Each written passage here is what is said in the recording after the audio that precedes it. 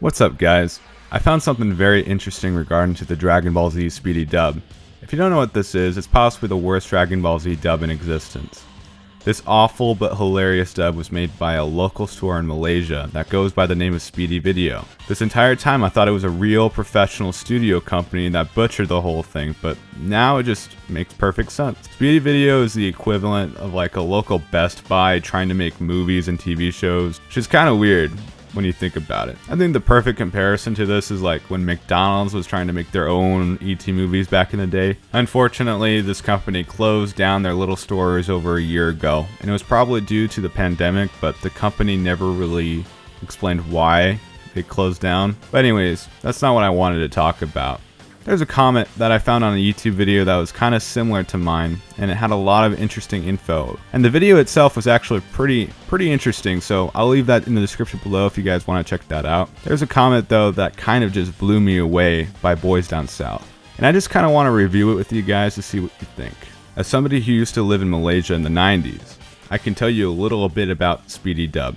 Due to the rising popularity of Dragon Ball Z when it went on Cartoon Network with its deal with Sagan Studios, Speedy made a contract with Sagan to get in on the cash to distribute their dub in Malaysia when Funimation took over and nullified the contract because Speedy was either not paying enough or skipped on payments on the rights to distribute. They were left with no way of getting Dragon Ball Z into the Malaysian markets, so they created their own piss poor cheap dub. At first, Speedy with their limited budget purchased low quality raw film from Mexico, like Funimation did in its Namek and Android sagas. They ripped the Spanish voices out. If you bass boost it enough, you can still hear Mario Castaneda's screams from the Latino dub in movies 5 and 3. They didn't fully rip it out and basically got a bunch of people from one or two of their stores to do the dub. If I'm not mistaken, these are the voice actors. Okay, we're not going to say all the voice actors, but here you go. When Speedy tanked due to low sales, but the demand for Dragon Ball Z Malaysia was still high, they took the Mexican dubbed and Japanese subbed audio and muted whenever characters were speaking and looped the background noise. You see, this wasn't ever supported by Toei, or No. That's one of the reasons the Ocean dub was cancelled, and Funimation voided the contract with Speedy because it was an illegal dub to get more revenue into the pockets of Saban, as they earned 25% royalties in every sale of a Speedy video, which is why their dub, along with the Speedy dub, is in the box.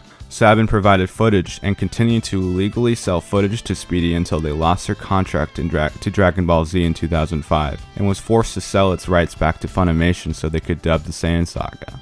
This is insane. Based on, if let's say this comment is true or not, okay? We got the reason why this dub is bad, okay?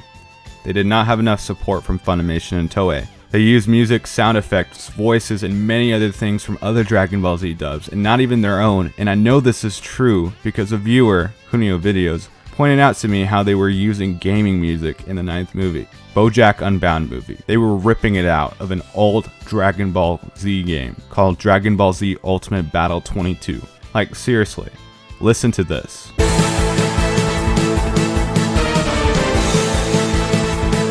Now listen to this.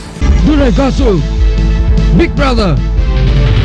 Hey yo, let me play with you. Some child's play with this. No place for magic show. I guess I have spoken too soon. I do admit this is going to. So I want to put it past them. If they used a Latino Vegeta voice in a movie or two, they didn't have the rights to the music and didn't have access to a lot since their deal didn't fall through, so they basically had nothing to work with. They had to borrow everything from the footage to the soundtrack. And finally they used a couple of guys from the store to voice some Dragon Ball characters, and boom, they made a masterpiece. Honestly don't know if all the information in this comment is true or not, but this is all we got, or at least what I could find, so if all of this is true, then there's a lot to unpack here. I honestly feel like we just hit the tip of the iceberg here.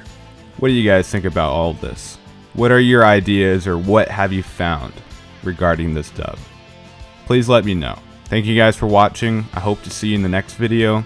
Happy Thanksgiving. Peace.